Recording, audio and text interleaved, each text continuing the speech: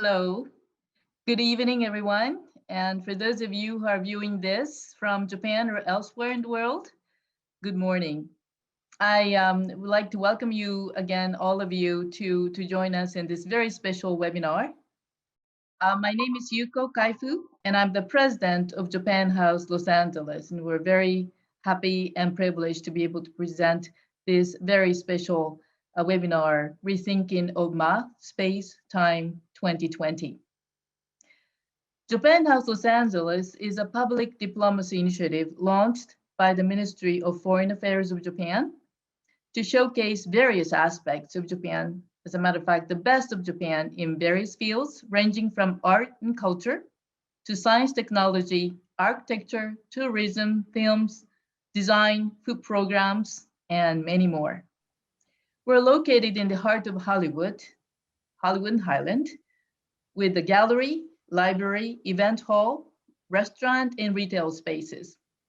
Due to the current COVID-19 pandemic, our facilities are temporarily closed, but we have been presenting many virtual and online programs, including today's special webinar.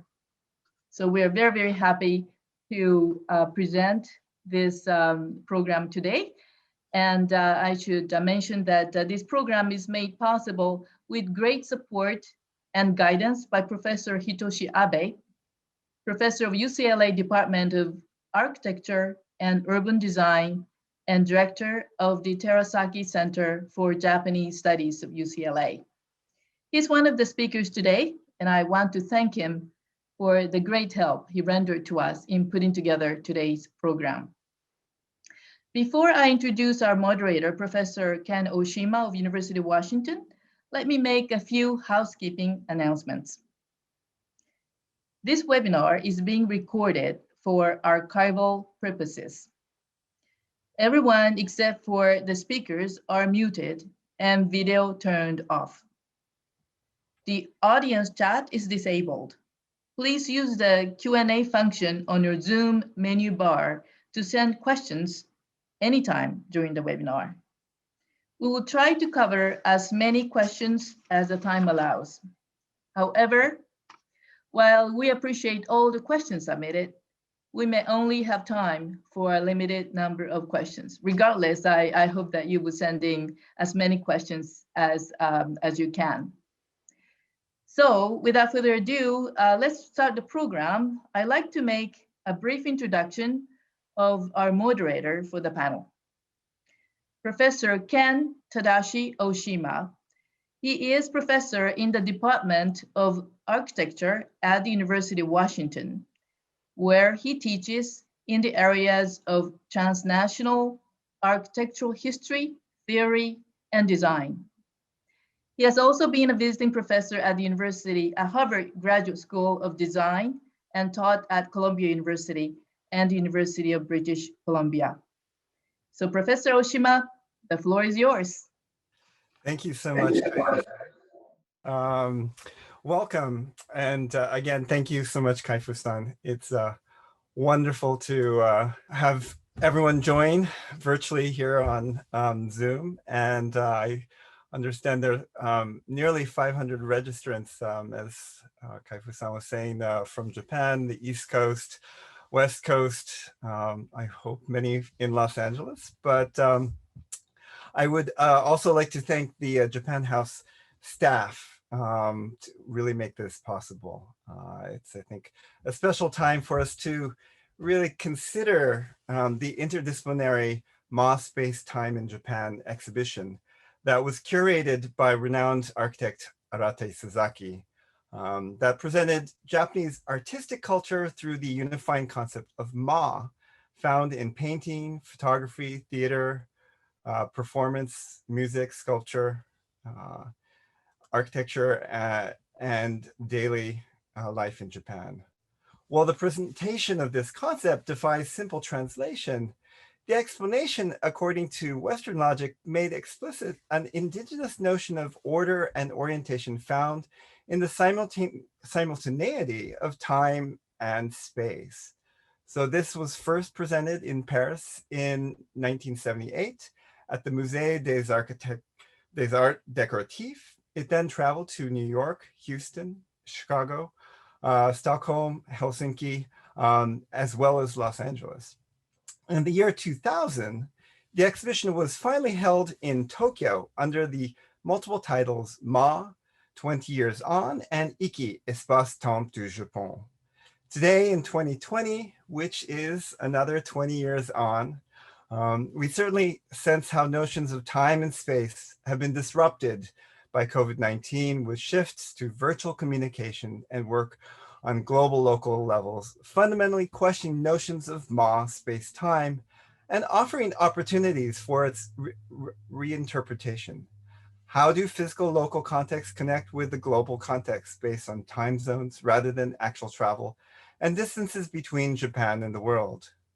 Today, with the challenges to gather in a physical space as an actual place, architects and perhaps all of us are being forced to re-examine how to create a new sense of Ma. So once again, through this virtual platform of Zoom and the webinar, we hope to expand this discussion as we grapple between the virtual and the actual dimensions of space-time in our day-to-day activities. As you might have seen on the Japan House website, there is an article that contemplates the space in between, a perspective on the Japanese concept of Ma. If you read down, it does emphasize, perhaps most importantly, Ma goes beyond the virtual or spatial. It can be sonic, as in the silence between musical notes that shapes a composition. It can be social, whether conscious or subconscious, like the deliberate pause at the end of a bow before rising, or instinctive silences in a conversation that allow each party to feel comfortable speaking. It can be temporal, the interval between events, like an intermission in a performance, or a much needed tea break in the midst of a worker's busy day. So today we look at Ma in an international context. We're very fortunate to have, as Kaifu-san mentioned, Hitoshi Abe here to my right on this image, who is once again principal at AHA, Atelier Hitoshi Abe, based both in Los Angeles and Sendai, and is working to advise Japan House. He formerly the chair of the Department of Architecture and Urban Design at UCLA. To Hitoshi-san's, Abe-san's right, we have Sharon Johnston, who together with Mark Lee, we see furthest to the right, are principals and founding partners of Johnston Mark Lee of the Los Angeles-based architecture firm Johnston Mark Lee. Since its establishment in 1998, Johnston Mark Lee has been recognized nationally and internationally with over 40 major honors and awards, including the American Architecture Award by the Chicago Atheneum Museum on 3 separate occasions, the Progressive Architecture Award 4 times, a 10-time recipient of various AI awards, et cetera, et cetera. So together with partner Mark Lee, Sharon has served as the co-artistic director of the 2017 Chicago Architectural Biennial, which I believe Mark will talk about this evening.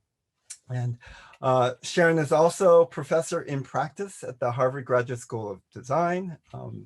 Some of the students might be tuning in here on Zoom, and it's also taught at Princeton University and the University of California, Los Angeles. Mark Lee, whose other hat is the chairman of the Department of Architecture at the Harvard Graduate School of Design, will join us from his office in Los Angeles. So my personal connection with Isazaki-san is through writing this 2009 monograph you see here on the left, which featured his designs presented in parallel with his writings. Ma Space-Time is one of the key projects in the book that is both illustrated as a design and as a text. Now, as you see on the right, his award of the Pritzker Prize last year confirmed his standing as what the committee said a versatile, influential, and truly international architect who is, in setting up his own practice in the 1960s, became the first Japanese architect to forge a deep and long-lasting relationship between East and West, which we can see in the legacy of his curation of the exhibition, Ma Space-Time. So what is Ma? We've been talking somewhat about this, but perhaps we can see some aspects of it from the cover of the exhibition from the 1978 to 80 period, which many of you might recognize the character for Ma on the cover, but it does explain in some ways, I think, how Isasaki describes in Japan. However, space is thought to be a planar two-dimensional compound. Depth is created by a combination of planes. Meaning derives from the junction of two dimensions with several axes of time, as we see in these gates here on the right, the kind of layering of that. There are two dimensions, but in the layering of that, we get this more dynamic experience of space-time. With the character, it is a gate, but whether it's the sun or the moon coming through, it gives it meaning. And so as we see it in time, in here, the fall season, its meaning is much more subjective to our experience going through those gates. And that autumn moment with the ginkgo leaves falling down. So it is not absolute, but one where space and time are really fused. Here we see another series of these gates and how that really does create this experience moving through, and one that we can see in the exhibition entrance from 1979. At that time, Isazaki had an interview, The Space Between, published in the journal Skyline. And to get his take, we can see here that he says, "My intention was to present to an American audience just one word, Ma, a space and time concept. Ma is so ordinary in Japan. We use it all the time, every day. Every moment we feel it. I have talked with many people here and found that this word is very difficult to understand and also to explain. So it was my intention to show that one simple word." He goes on to say that Ma is a key to Japanese, not only in architecture, but in daily life, art, music, every moment, every kind of behavior. It describes the interrelatedness of space and time, that is, space, which is about interval and thus dependent on time. That is very different from the concept of time and space in the West, which equates the two, so he claims. And so he also says Western people shake hands easily and kiss each other and embrace each other very often everywhere, but Japanese do not. We always maintain some small distance. This idea is also manifested in use or materials, or in the texture of buildings, and in every aspect of art. So perhaps it is this distance in this time, 2020, that in this era of COVID-19, that actually has benefited Japan well, having lower cases, in that you have that distance, you bow, you do not shake hands. And so how this does become important. But in the exhibition itself, as we see here in the photographs by Shuji Yamada, who himself was featured in the exhibition, we can see all of these different aspects of Japanese culture really coming together. In the drawing here, we can see a no stage, we can see a tea house, the whole path to the tea house. We can see various sculptural installations that really give this sense spatially in terms of how you experience it at that time. But also in the catalog, we can see this notion of Ma space-time through characters, through the text, through the images, as well as the graphic design. Here, the white space creating that ma by graphic designer Kohei Sugiura. We see here also notions of hashi, or the word that it's not only bridge, but also an edge, chopsticks, steps, beak, etc. So in the text, we see that the word hashi did not mean a specific thing, but rather implied the bridging of ma, the space between two objects. An edge represents the limit of one world, assuming the existence of another world beyond. Anything that crossed, filled, or projected into this chasm of ma was designated hashi. The edges bridged might include, for example, the secular world and heavenly world, the upper level and the lower level, etc. And so we see so many different ways that it can be conceived.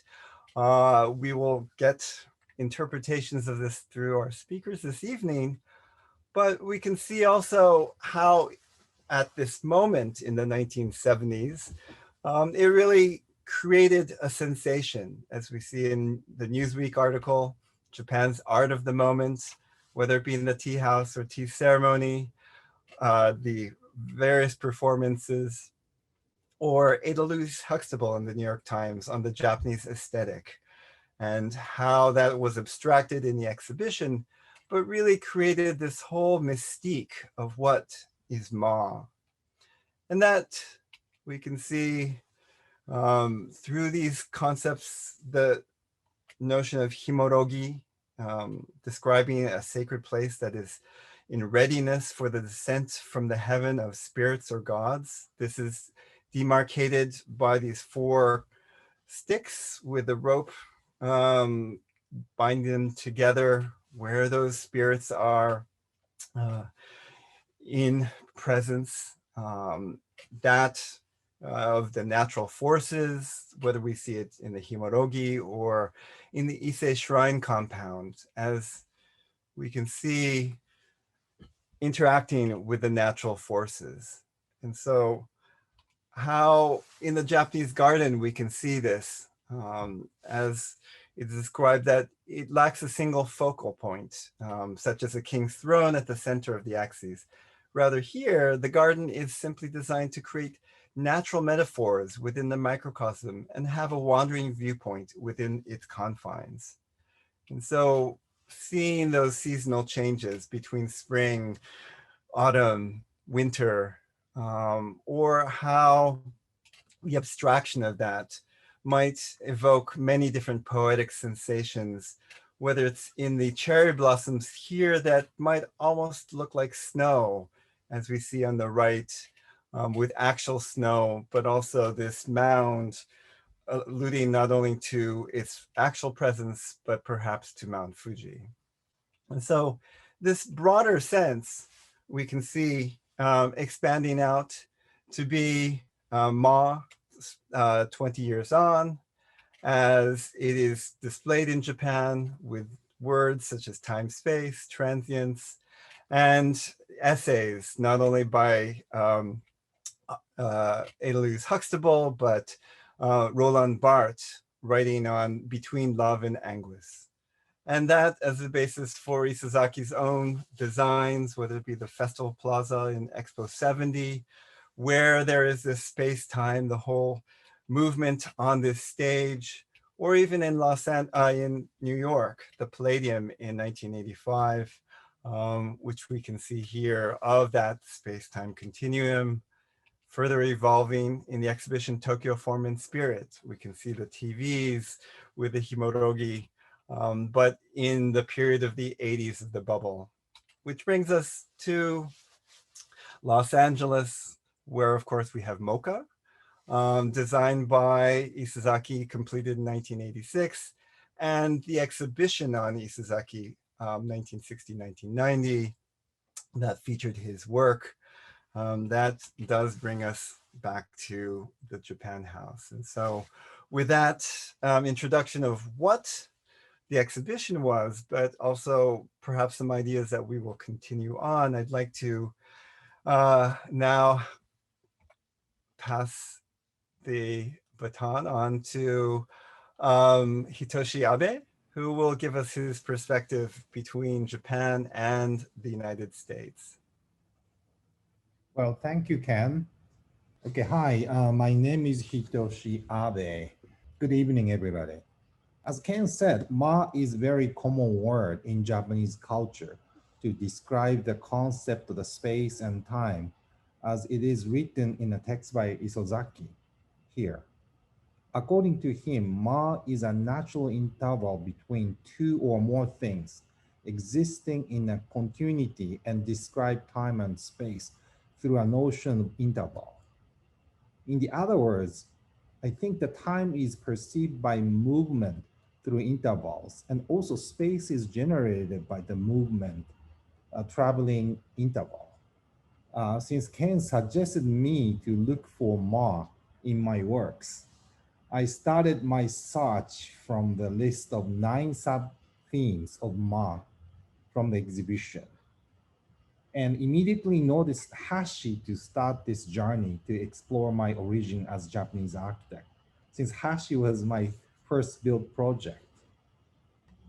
The word Hashi referred not only to the bridge, but also to an edge, chopsticks, steps, a beak, etc. The word Hashi did not mean a specific things, but rather imply the bridging of ma, an edge representing the limit of one world, assuming the existence of another world beyond. Anything that crossed, filtered, or projected into the chasm of ma, the space between two edges, was designated Hashi. My first project is Shirasagi Bridge, completed on 1994 in Shiroishi, Japan. And I was asked to alter the existing bridge as a gateway to the newly developed area.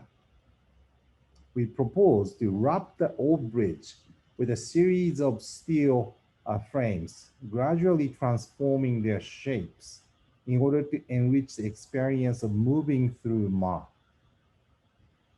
This is a diagram showing how it works. And then the travel on this bridge is described by sequence of the accumulated triangular planes.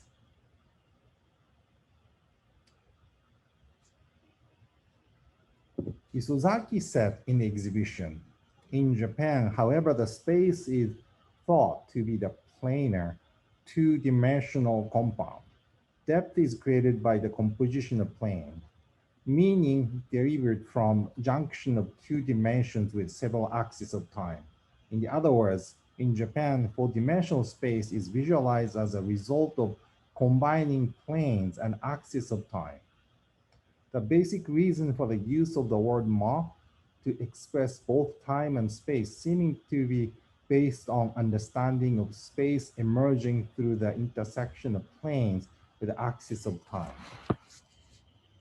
It was kind of surprise for me to encounter this text during my revisit to ma. I almost thought that this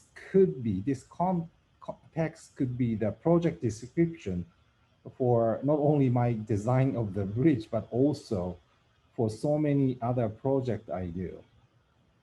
The space I designed are organized as a series of planes traveling and filling ma.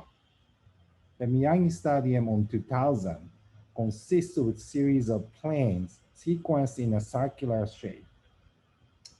Weihoku Community Hall on 2002, you can see the same organizational characteristic in this diagram. So the space is created as a series of planes, completely filling two edges. As I looked for ma in my project, I realized that the existence of the body traveling gap is essential for the formation of Japanese space and time. Isozaki said in the same text, the space-time concept in the West gave rise to fixed image of homogeneous and infinite continent as presented by Descartes, which became the basis for modern conceptions. However, space-time in Japan were omnipresent and mutually represented parts, responsive parts. In a chaotic mixed condition, space could not be perceived independently of the element of time. Likewise, time was not abstracted as regulated homogeneous flow, but rather we believe to exist only in a relation to movement or space. I believe that the mutual responsive relationship between Japanese notion of space and time is mediated by the body, the physical existence of human, while the Western notion of space and time is absolute and exists without them, without human. But since March 11th, 2020, I am in contact with others without our body, my body. And this is a day that I started my quarantine. The body moving through space and generating time is compressed into the flat screen. In this situation, Japanese notion of space and time seem to disappear. This is a 13th century painting called Manifestation of the Dietary Hachiman as a monk in the catalog of original my exhibition. Hachiman, divine entity worshipped by samurai, is drawn in the shape of monk, but his divineness is indicated as a shadow on the screen. Actually, monk figure is temporary form of Hachiman, but his shadow is representing his real existence in the heaven. In this way, two worlds separated apart are bridged by the projection of the shadow of Hachiman, like our avatar on Zoom. I thought that the space and time indicated here is rather unique in Japanese context, but well representing our current situation that forces us to rethink about the new idea of the time and the space. I identified two projects seemingly related to this idea represented in a painting. First one is Shirasagi Research Institute, built on 2018 on Westwood Boulevard, Los Angeles. This headquarters for Medical Research Institute consists with multi-purpose space in the middle, sandwiched by series of office spaces. And this multi-purpose space covered with a translucent membrane provides the light, air, and the view to the surrounding office space. And the oculus in the middle of the roof is shaped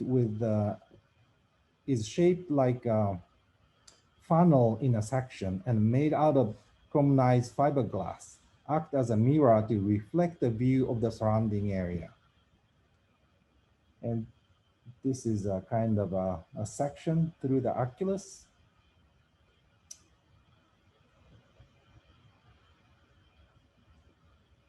So this oculus is a device to export the skyline of the town into the interior.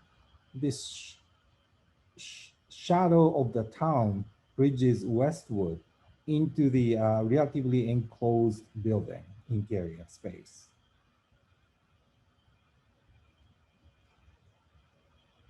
Second project is an installation for Okamura Space Art 2018 in collaboration with the digital artist Wow. Cloud of Thought is an alternative gathering place to meet and exchange ideas with other people who are not physically sharing space at the same time.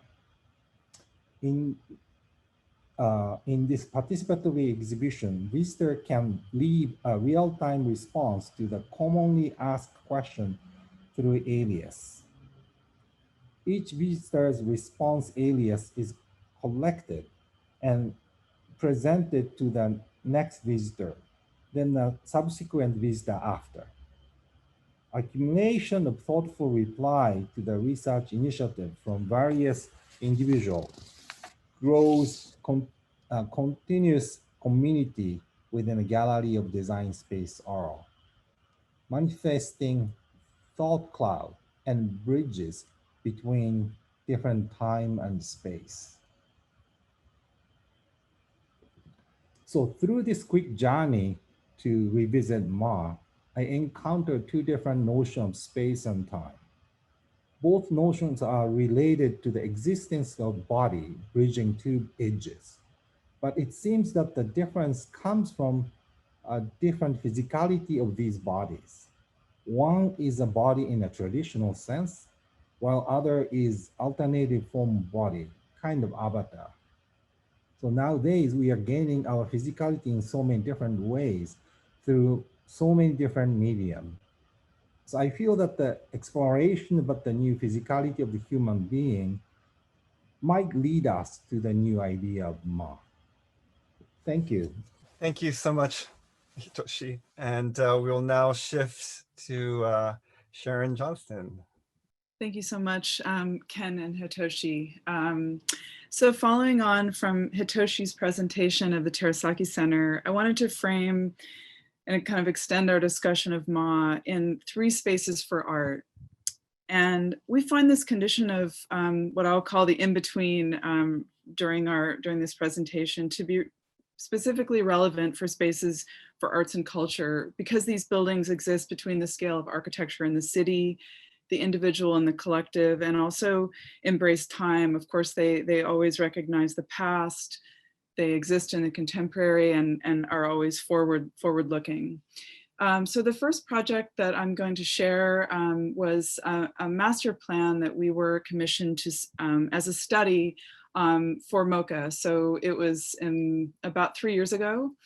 And of course, MoCA for us has been, such a special institution since all of our time in Los Angeles. And at the same time, we've been, highly aware of all of Isasaki's museums around the world. And in particular, Los Angeles MoCA has a kind of becomes a kind of special heart to the city and the evolution of downtown, as it was part of a unique development, part of the Bunker Hill development, where the percent for art for all the towers that we see today was coalesced to build one civic museum. And MoCA emerged in this image. You can barely see the sort of barren hillsides beyond it, but it really emerged in a very peculiar urban condition, much more like a dry dock, before the fabric was built up around it. And so I think that the evolution of this museum, both as it's programmatically matured, but also in the way that the city has evolved around it, is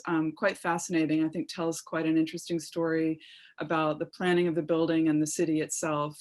But I wanted to start just saying a few words about Isasaki's vision for the building, and these kind of beautiful abstract drawings that render the building as a composition of primitive forms that are made specific both through their repetition, the arrangement of forms that are realized through a very deliberate rendering of light and shadow.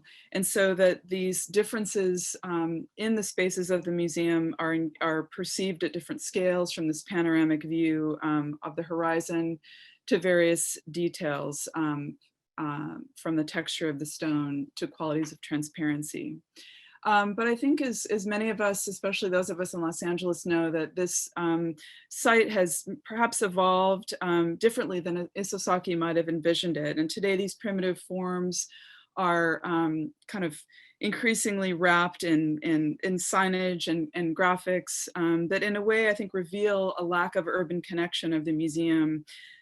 And as well in the way that the surrounding urban fabric has evolved, I think this quality of the public space around the museum, which was really supposed to be that threshold between the museum and the city, was not realized. And in a way, it has lost a sense of public space as this plaza, which was intended as a kind of entry to MoCA. So when we were asked to begin to consider the public landscape of MoCA, we envisioned this future of the museum situated between these histories, the past history of Isasaki's plan and the kind of contemporary city. And in being asked to re-envision these public spaces that were anchored by this open air courtyard, as most of you are familiar, you enter at the street level and you go down into the museum. So first what we did is remove some of these, and in some cases, ancillary structures that came after the original museum. Some of them are physical or visual elements that in a way distance visitors from engagement and somehow interrupted perhaps their flow and sense of arrival. Secondly, we thought about how to perhaps strengthen the kind of definition of this courtyard in the city as a void within the city. And in that way, by strengthening the edges, further identifying this space as a volume within the city fabric. And then finally, as the planning evolved in this master plan, we were also asked to think about a concept for an addition. And in that way, what we found interesting is that by increasing the mass of the museum in a way, bolstering its volume, this void space within the center of the building in a way became more clear and more defined. And so when we began to think about this addition, we were looking at projects that contemporary projects of Isasaki, and specifically in Los Angeles, this house for Teresa Bjornsson in Venice. And we were interested in this skylight, this sort of faceted cut of the skylight. And so in the development of these two additional gallery masses on the north and the south of the museum, we experimented with this technique as a skylight, and we found that it both strengthened the village-like quality of these primitive forms of the original Isasaki plan, and at the same time, perhaps mitigated a little bit more the kind of increasing scale of the towers around the building, and that this kind of village-like quality of the buildings produced in a way a kind of stronger rendering of this void space, the courtyard, the public plaza, the sense of arrival, really the public living room that is the entry to MoCA. The second project that I wanted to share is completed in 2019. This is the UCLA Margot Levin Graduate Art Studios campus. And I think here this quality of the in-between is one that inhabits a space between an old and a new building. This is a warehouse that was existing that's sort of in the top of the slide, and the new addition is this L shape that wraps around that existing warehouse. And so beyond old and new, inside and outside, and various lineages of bow truss structures and the way that they've advanced with contemporary technologies are all part of this kind of condition of in-between in the new Graduate Art Studios campus. These fluted concrete tilt-up walls recall the legacy of tilt-up concrete construction in that dots the industrial landscape of Southern California, and recalls this lineage in terms of scale, materiality, and techniques of assembly through tilt-up. But this mask-like facade is animated through light and shadow, and it delineates in a way quite deliberately the street edge, but at the same time protects a more delicate and dynamic space within the building, which is these new indoor-outdoor courtyards, which introduce a new scale within this campus for the Graduate Art Studios. Not only a scale, but a particular kind of atmosphere. Their functions exist between leisure and work in this climatically ambiguous space, which is covered but unconditioned. So these spaces are kind of thresholds between the life of the city and the interior life of the renovated warehouse. In the renovated portion of the project, the student studios and workspaces are woven between the old and the new building, from the intimate scales of the studios to the neighborhood of vaulted workyards.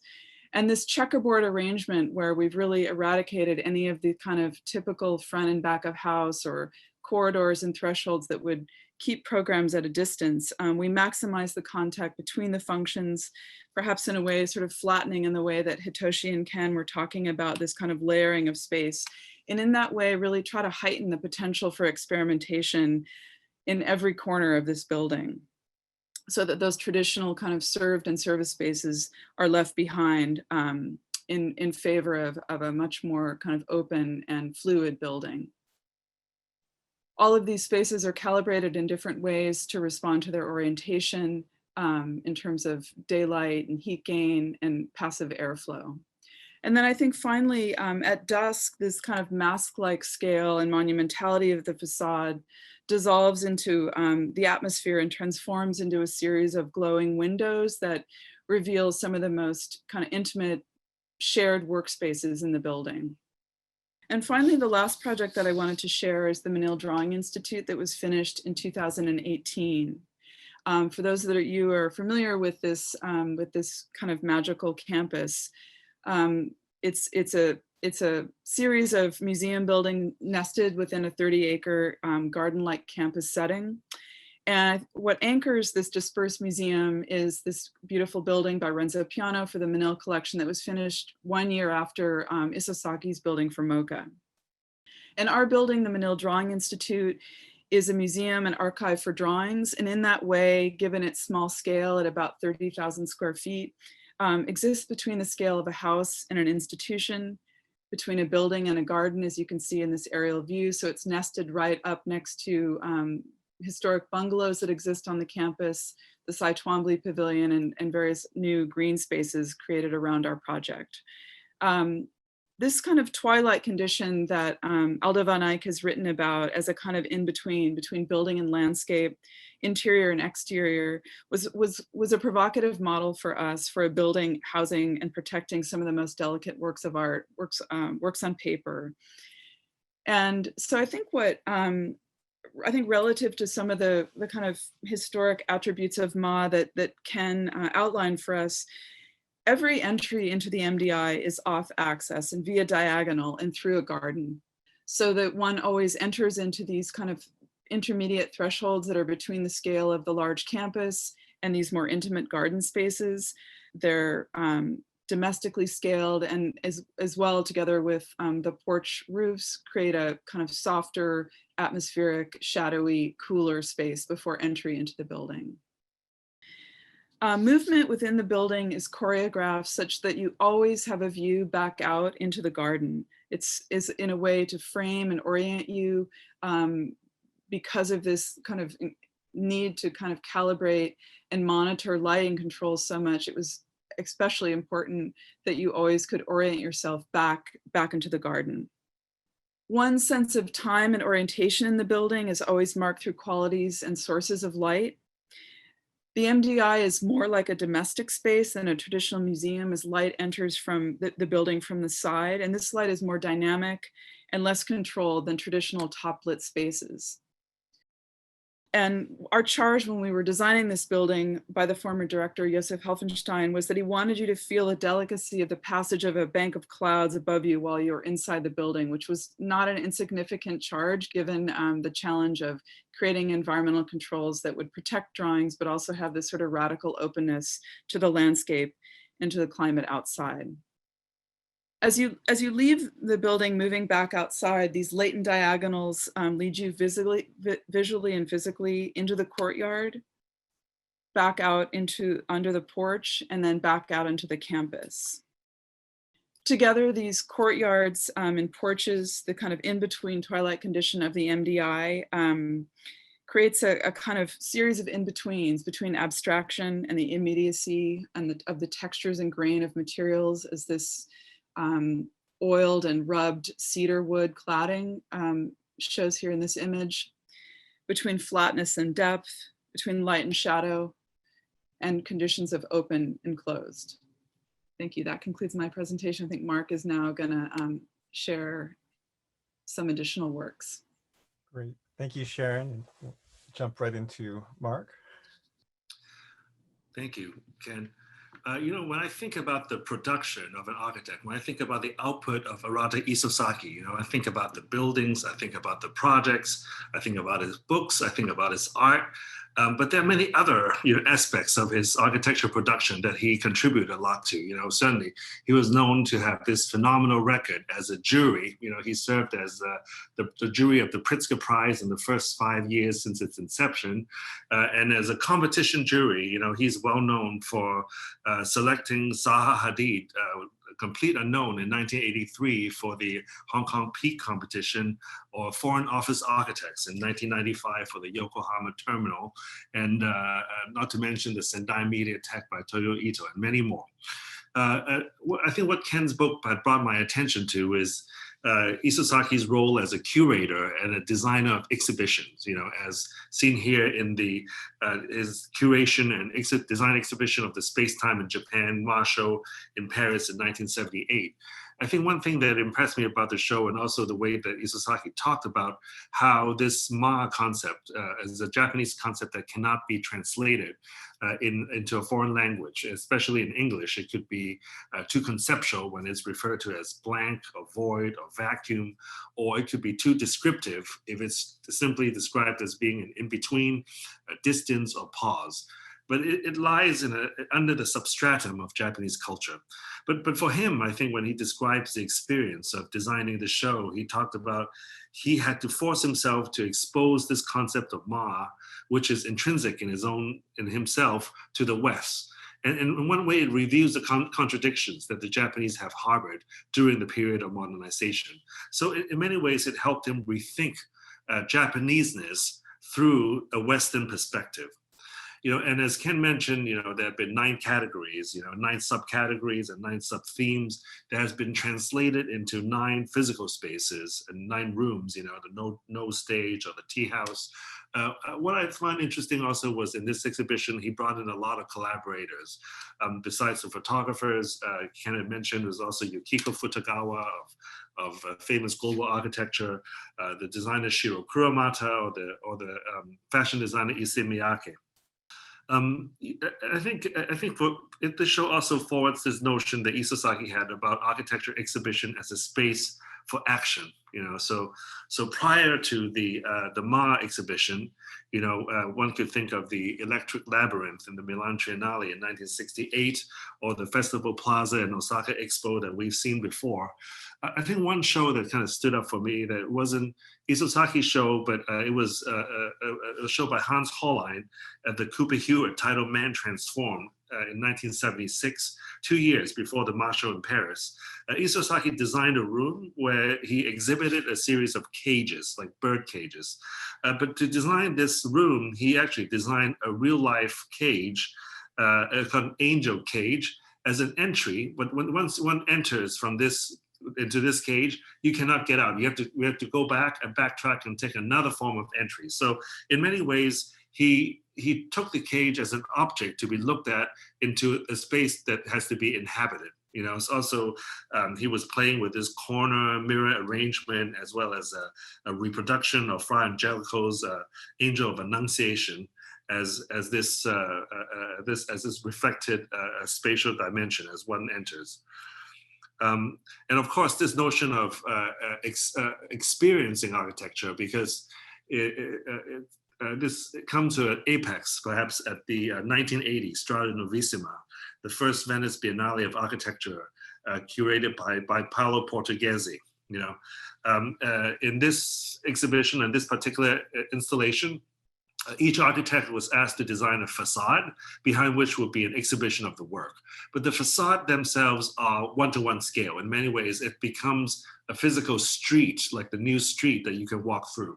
So, because the challenge of architecture exhibitions is that one never exhibits the real thing. So it's always a representation, whether it be a model, a drawing, or film, it's always a representation, a stand-in for something else. So to be able to experience some form of architecture, of something larger than you, of something spatial, something you can inhabit, was very important. Isasaki somehow already did it in his rooms. So I think 18 or 20 architects were asked to design these facades in Strada Novissima. And like this one is by Hans Hollein, who took 2 of the existing columns and multiplied them. Isasaki, actually, his installation chose to hide the 2 columns and create almost like a tea room type of facade with timber construction, and the planks kind of leaning against the wall to conceal the 2 low openings.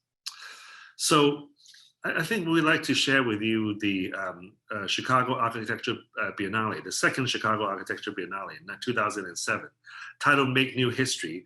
In many ways, I think it was our way not unlike how Arata Isozaki did in thinking about how architecture could be exhibited. And in many ways, some of the themes have to do with this in-between condition. The title of this show came from Ed Ruscha, a Los Angeles artist, 2009 artist book published for MoCA, which is titled Make New History. It's an entirely empty book. Each page is blank, which invites an invitation as if history needs to be written. And it's also an acknowledgement that history is documented and distributed through various media. You know, I think it was, we find this quite interesting, this title, not only because it talked about history, but it also talked about making, you know, the act of making, that is something active. Why do we think history is an important issue to be tackled at that moment? I think it was, we feel that it was a time when images and information are readily available, and everything becomes flat, everything becomes horizon, like a horizon that has equal value. And then history becomes one of the many structures that could give an order to everything that seems horizontal. And I think certainly Strada Novissima or the first Venice Biennale also attacked this issue of history. And what we find interesting about that as a model also was that history was not treated as something that is prescriptive or follows one particular strong narrative, but becomes something that you can tap in or dip in at different moments. So, you know, instead of 9 themes, we have 4 themes. We have building histories, material histories, civic histories, and image histories. And like Ma, we had many collaborators. One of the installations we had was called the Vertical City, which is, we asked the architects to reinterpret the Chicago Tribune competition. So different types of models are made. They were they're between scale models and columns, like real one-to-one scale columns. So on one hand, they are miniatures. On the other hand, they're taller than you. So you always have to look up to approximate the sense of architecture. So we see the work of Office, Tatiana Bilbao, 6A, Ensemble from Spain, or Sam Jacob, Office from Belgium, or Chris Lee, a series architect from London, which designed a series of living platforms of these tables that stack on top of one another that forms these interior floors. We also recreated 2 of the original entries, one from Adolf Loos and one from Ludwig Hilbersheimer.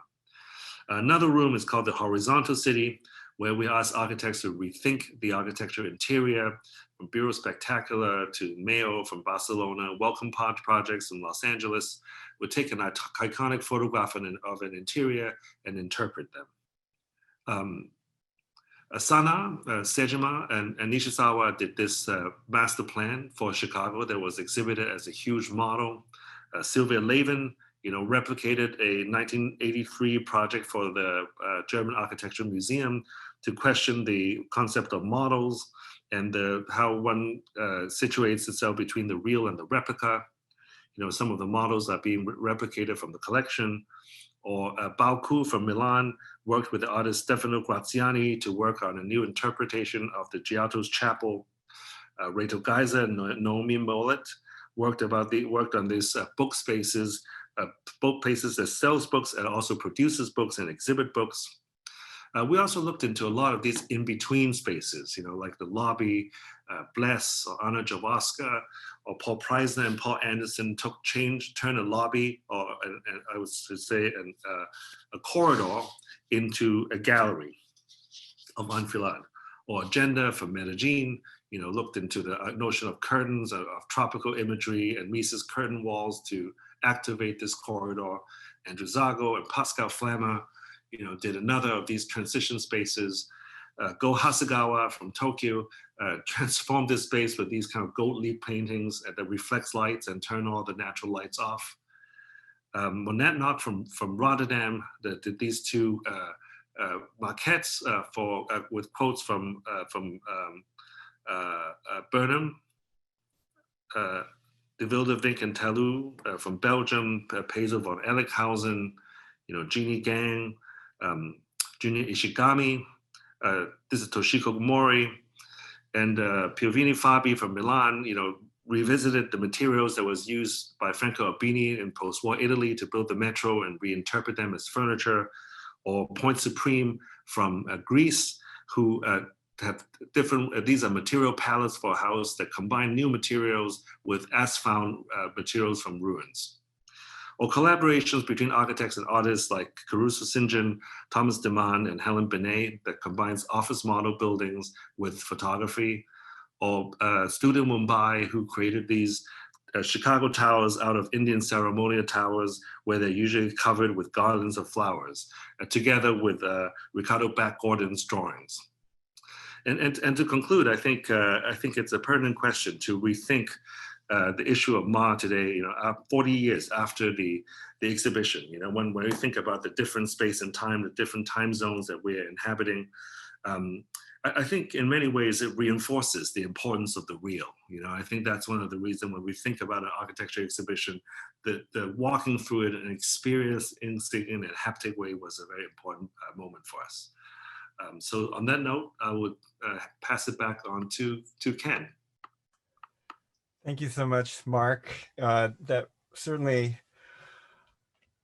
has, between actually all of these presentations, Mark, Sharon, Hitoshi, food for thought, and thinking about the space in between the projects through time, these layers of not only the planes, as we saw in Hitoshi's Shirasagi Bridge, but the layers of history. So I think there's a lot we can really unpack and discuss. Also, I just want to remind people that there is a Q&A function on Zoom. So if you have questions, we'll get to those after we discuss some of these really, I think, rich aspects collectively. But it does bring back memories of being at the Chicago Architectural Biennial in 2017 when we had our conversation, our kind of Ma at that moment. In thinking back, or I was reminded that actually the Ma exhibition was also in Chicago at the Art Institute. So there is actually a real connection in that place. But that reality, whether it be in the exhibition and the way the Chicago the Historical Society building creates a stage, not only on one floor, but throughout the entire structure, I think becomes extremely interesting. It also reminds me of when I first, I think, met Hitoshi in Sendai in his studio office where he had a house event. The kind of Ma of that, of space-time, of the conversation with various architects, people in the office, and how important that particular space and time was. Now we're kind of bringing this together virtually through Zoom, but some of these aspects have become much more conscious in my mind, that were maybe much more subconscious. But as Hitoshi mentioned, revisiting some of these themes in his own work really made clear the importance of this, of space-time, how they come together. And so whether it be in Japan or here in the US, how that is connected, but also shaped by that particular space. I wonder, maybe reflecting on all of this, both Hitoshi and Sharon and Mark, about this, commenting a little bit about the consciousness or unconsciousness of this space-time and how that is important. You mentioned, Mark, about the reality of that, but it is perceptual, it is subjective, it is something that's hard to exactly pinpoint, the difficulty that Isazaki really grappled with, but just about this consciousness or unconsciousness between the different worlds. I mean, maybe Hitoshi, expanding on what you were talking about, especially now seeing this from context of LA, Okay. Yeah, I mean, it's a really interesting concept, but also difficult to talk about. I'm fascinated by reading this text by Isozaki, and the way he actually set this term is so sort of well thought, so that it's almost like a ultimate kind of a term to talk about the Japanese culture in any aspect. So I feel like I'm also trapped by that because I didn't really look at my project in relationship with Ma, and then realize that, God, actually I see three-dimensional space as accumulation of the plane. Almost I'm kind of brainwashed after I did every project, and then kind of told by Isozaki that here's what you are doing. But at the same time, though, there's a certain kind of a limitation I felt when I left Japan about the way I'm kind of doing this project, right? The sort of designing sort of a space as accumulation of the experiences, basically, of the human being going through. And the current situation definitely kind of also forced me to think about the different approach. And I'm not still clear about how I can handle this kind of a virtual presence and how it's really related to actual physical space, right? Or maybe it's not a good idea to try to kind of translate this experience into the building. But uh, I guess still though, that if the Ma is about not only about the physical space, but it's about the relationship.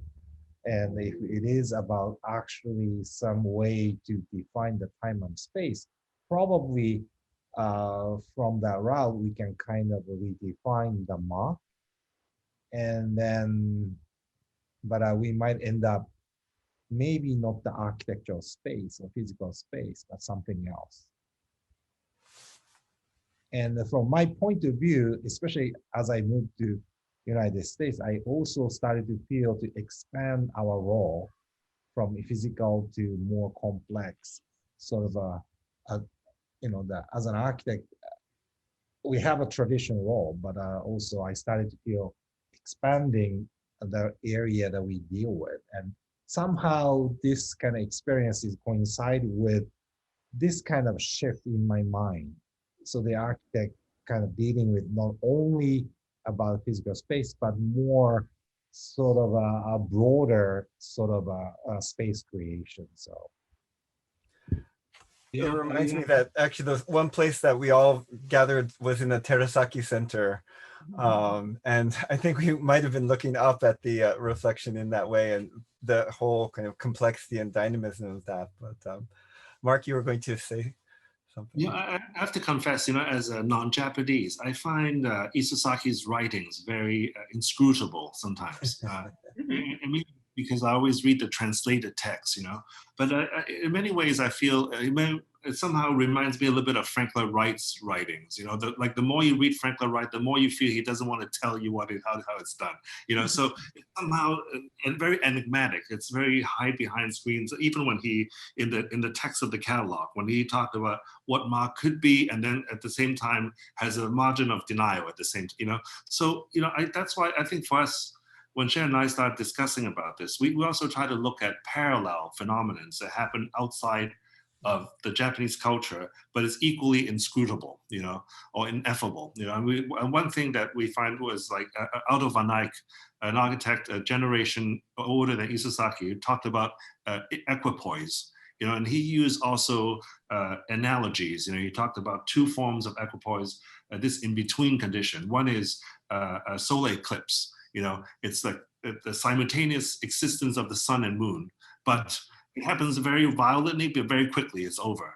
And then the other is twilight, also moon and sun at the same time, but a much more calmer period, So I find resonance in the text when Isasaki talked about what Ma does versus what Ma is, when he talked about Ma as being darkness, and what Ma, how Ma versus how Ma operates, like Ma divides, for example, you know. So I'm trying to understand that as an outsider through parallel text, you know, and I think in some way for me, it's also a reflection of Isasaki as an international figure, you know. And Hitoshi, you talked about yourself when you left Japan, you know, like I'm very curious of this in between cultures, you know, Isasaki being a Japanese architect, of course, but then he's such an international figure, such, you know, well-read with Goethe and understand Shinko and Ledoux. And I'm interested in the moments of his career when he has to amplify his Japaneseness in a way that maybe his position, being the only Japanese in the Strada Novissima, has to go with a traditional space, or taking the show of Ma, talking about, you know, the space-time in Japan. You know, I'm interested in these moments when he's truly an international figure versus when he has the burden to represent Japan. Actually, that's a really interesting question, though. There's always struggle, not only him, but for any sort of a cultural figure in Japan in relationship, like they are actually sort of struggling in between West and the Japaneseness. And I mean, it's coming from this kind of a modernization took place. And the modernization in Japan is completely coincide with the Westernization. It's deeply rooted in our mind that this kind of a, you know, the trying to be Japanese, but at the same time, wanna be modern, meaning Western. And this kind of a interesting sort of a, how to say, the flickering kind of a attitude. And you can see in Isozaki's talk and so, you know, also his work, that even him is kind of playing this kind of interesting, how do you call that, the two roles, like a bystander in a way. And he's really good at those to kind of make his argument, and he always kind of shift his kind of access to one to the others. Absolutely. I mean, working on this book, when he would speak in English, he would be different than when he would speak in Japanese. And outside of Japan versus inside of Japan, a different presence. There's a different audience. There's maybe a different Ma space-time, but how that does become relative, I think does become interesting. But one thing he did mention or emphasize in discussions about Ma was the importance of time with space. It's not just space or not just time, but how they come together. And I actually asked him, you know, with kind of absolute time versus like different time zones and different ways that we communicate now through internet and so forth, you know, it creates a very different relationship. He also talks about how traditionally in Japan, time was really conceived through the rise and setting of the sun, and that was divided equally into 6 parts. So whether it be in the winter or in the summer, it would be 6 parts, but you know, that 6th part would be longer or shorter, depending on the season. And so, you know, that obviously doesn't work for an international Zoom call.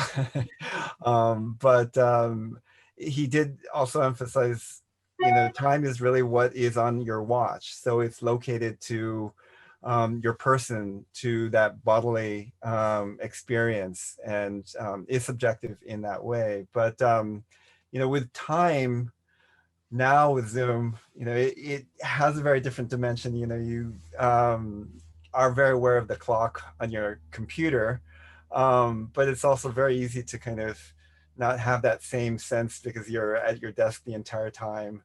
But it, I mean, does, I think, raise all of these issues of, is that really different between cultures, or is that really particular in our moment now?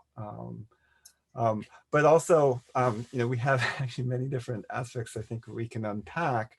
But one thing that I think is unique in the discussing this with Mark, Sharon, and Hitoshi of you are all teaching, and you're all teaching now, I think, through Zoom, and how this whole space-time kind of works not only in how you teach, but also you practice, and how do you kind of reconcile this not only in your own life, but also in designing towards the future? Like, how do you conceive of the importance of this through whatever process you are undertaking, whether it be in the design or actually in teaching? I don't know. Sharon, we didn't really get a chance to get you to respond, so whatever you might think at this moment. Well, I mean, I think it's, I'm just tomorrow I'm kicking off my next studio. So I finished the first part of, or the second part of the fall, spring semester in this new space-time mode. But I think it's, there's some interesting sort of paradoxes in the way that we exist today, and that, in a certain sense, especially given the GSD and our base both here and in Los Angeles and in Cambridge, without moving around so much, I feel almost more connected to my colleagues because there's a kind of where our platform is more horizontal. We're all engaging through the same modality. And I think that's really positive. I think there's kind of new ways to engage with one another. But, I feel it's hard. I mean, I can say something about what it's like to practice now, but I think it's maybe too early to say what this moment in time will mean for our architecture in the future. I mean, it's certainly changed the way we're practicing, how we're finding the limits of this kind of engagement versus in-person engagement, and I think that kind of the kind of closeness of being together in a room to make architecture is so vital. And I think that perhaps we're going to learn how to stratify those different ways that we can collaborate and be together or be distant and optimize for them. So maybe that's a positive thing that will come out of this experience.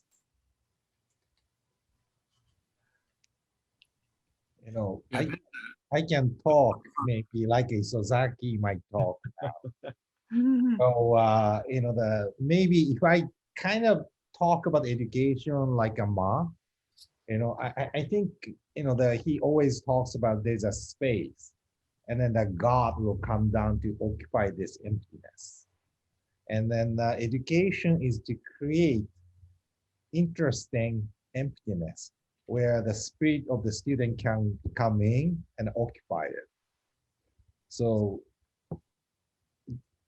actually, if I speak more like a professor in American university, what I'm just trying to say is now more important to design the framework of the studio, so that the student can find their own way to explore things, but guided towards a certain direction. Since you cannot be there as a physical presence, so you have to kind of design that framework. And I teach is at the Yale and the UCLA at the moment, and that was the only way to make the studio keep going. And then this framework, there's a many way maybe you can try that, but I think it kind of works. And there's no other way, since your body cannot be there to do this kind of a drive to push the student. So, I was thinking how this famous stories about Mies van der Rohe, how Mies van der Rohe teaches is that he will stand in front of the drawing with the student and be completely silent for minutes and puff his cigar.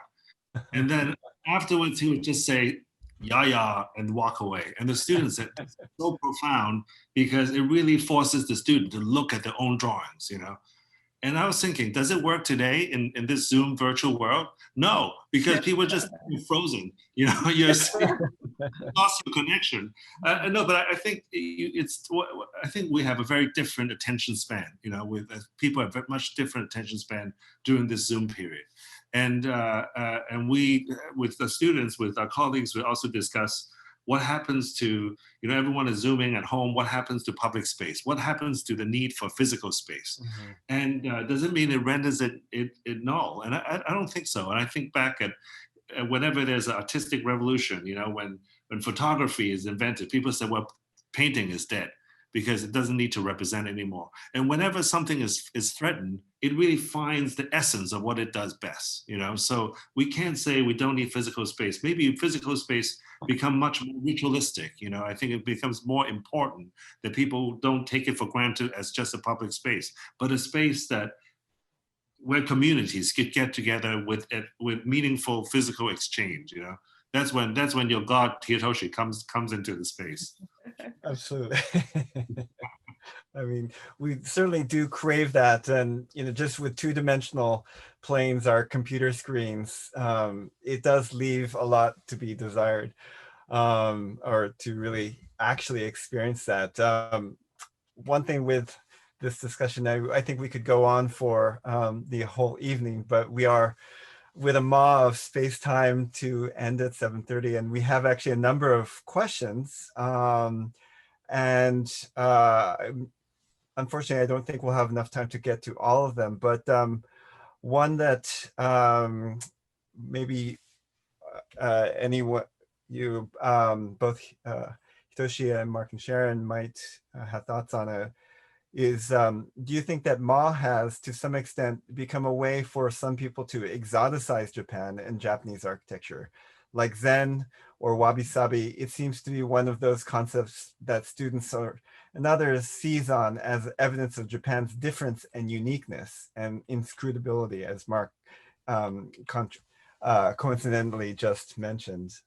But I mean, both kind of the inside-outside view of Japan, Hitoshi and Mark, Sharon. Add to that, I think you need a Japanese to answer the question, but I would add to Zen and wabi-sabi, I would add umame. I have a friend who said, just because it's broken doesn't mean there's wabi-sabi.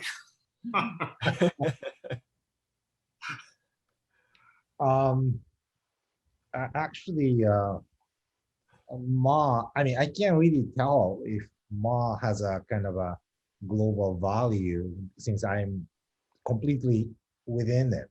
So, but at the same time though, I understand what Isozaki tried to do, so that somehow he wanted to maybe present this Japanese notion as a counter notion of the Western sort of philosophy, and then also try to situate it so it's actually sort of representing something beyond it, or where this Western thing is kind of going towards. So that his intention was, because even though it's a kind of an old sort of a Japanese notion, but trying to kind of point it out that might actually point out the future for Western. And that was a kind of a structure that Isozaki tried to sort of create when he proposed this exhibition. And I think it was kind of successful back then. But now, I don't know if we can pull it out from this old sort of a box in the garage, and I still don't know. But again, since I was kind of trapped by Ma in this case, maybe I don't have a right to talk about it. Well, actually, there's the other question here apropos to this, that Isozaki showed us that time adds a new dimension to space. With the advent of technology, be it augmented reality, interactive digital art, or other elements that have yet to be invented, architecture may be experienced in a new dimension that is not bound by neither time nor space. How do you think that concept of Ma will apply to this age? Hitoshi, you showed us your project of the this virtual lounge in different ways, but I don't know if you three have further thoughts on this. I was hoping to end my presentation by opening up that question. Yes. because I didn't have an answer. But it's quite interesting to think about it. And again, I know the Japanese notion ma is related to the point, I mean, the human body and then the point of view, right? And in order to create this relative sense of time, and that means you have to allow everybody to be the sort of us to be the measuring point. So there's so many different measuring points and so on. So maybe if we are really looking into the different way to exist in a different media, that will allow you to think about different idea of ma. But I mean, that's so much. I mean, so far I could go, and I give up. I mean, I think also, you know, in the previous question about viewing the word ma or the concept of ma as something that is exoticizing, you know, I think of other words in other cultures that are so-called untranslatable, like saludade for Portuguese. You know, there's no direct translation for them that is satisfying. You know, so at what point does it that the complete understanding of ma makes sense? And I'm wondering how ma can be a springboard versus a straitjacket. You know, if it's not embedded in one's culture as someone outside of Japan, how can we understand ma as something that would help us get to somewhere else, as opposed to tie us down to either a certain prescribed sense of a meaning? I mean, I think the second question, I think of Hitoshi's project. I also think about, I'm curious what Isasaki would talk about some of his projects, like the Festival Plaza at Osaka Expo, when he did this performance robot that is responsive to this cybernetic environment. You know, there's some moments of his early work, maybe on the cover of your book, Ken. You know, the work was somehow between a metabolist structure and maybe in reference to a traditional architectural detail, or you know, post and beam detail. You know, there are these moments that straddles between both from the semantic side, but then there's some that are very futuristic. You know, I'm curious how he would see that too, or see the concept of ma applying to that, or that group of the work. Because that project on the cover is the yet to be realized library in Qatar that builds on the early work, the Cities in the Sky, but then also has the megastructural ideas of the gate at Todaiji, the south gate there. But so there's this kind of fusion of time, but you know, it's also a ruin now, actually. I mean, the foundations were built. I believe actually the library was built and completed by Rem Koolhaas, but whether it really takes really sprouts in a particular era or not, I think is interesting, because there's certain ideas that really took hold in the 60s that have come back now. Certain aspects of his postmodern moments that I mean become very interesting to link with the Chicago Architectural Biennial in 2017. And so these different ways that the space-time, I think, comes together, I think does lead to possibilities. I think we have just time for maybe one last question before we have to wrap up.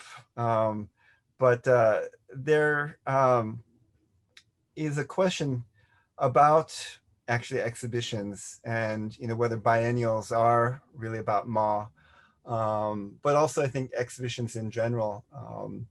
Actually, Hitoshi, you also had an exhibition in Tokyo at Gallery Ma. But at the GSD, the lobby space becomes almost that Ma space where exhibitions are constantly changing as a kind of shaping of the atmosphere. Unfortunately, that's not a space that people are encountering at this moment. Also, Hitoshi at UCLA, the Rumble space where the final reviews were there, but all coming together at that moment. But as we look to the possibilities of these exhibitions and the temporal to become something of another time, and also as we think about now this time, COVID, post-COVID, what that might be. I mean, I don't know if there's any kind of lasting thoughts from this moment that might continue. I mean, this is very abstract, but when I think about how Isasaki, the futurist Isasaki versus, let's say, the Isasaki that deal with ruins, during the postmodern phase, no matter what one think of the work, it is somehow maybe trying to situate finding today's time through the future and the past, to put it simplistically. Whether the ruin is its own construction or it's really the ruin itself. And I think this temporal dimension also exists in exhibitions. The gun hall space you talked about, Ken, is really more transition than a destination space. In many ways, maybe this is really the future, this idea of a threshold as a transition and not having really a destination, that to be of this time, you have to be of all times. The question is it this state being a static state of embracing all times, or is it a dynamic state where one oscillates from one time to another? I don't know, any further thoughts, Sharon or Hitoshi? Mark said that so well.